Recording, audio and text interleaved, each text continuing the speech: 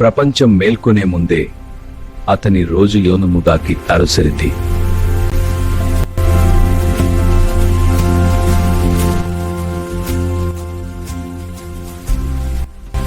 ప్రతి తోపుడు వేగం ఆశ ఉంది, జీవన పోరాటం ఉంది.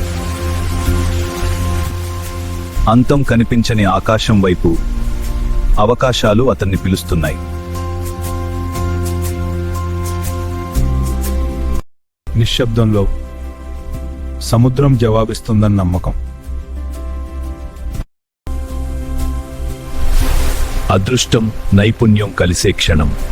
సహనం కష్టానికి ఫలితమిస్తుంది. నీ సముద్రం ఎప్పుడూ దయగలది కాదు, అతని ధైర్యాన్ని పరీక్షిస్తుంది.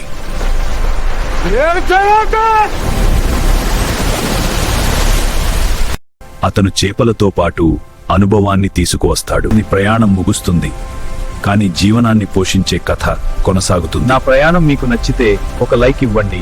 ఇంకా ఇలాంటి కథల కోసం సబ్స్క్రైబ్ చేయండి. మీ స్నేహితులతో షేర్ చేయండి. మన ప్రయాణం ఇంకా కొనసాగాలి.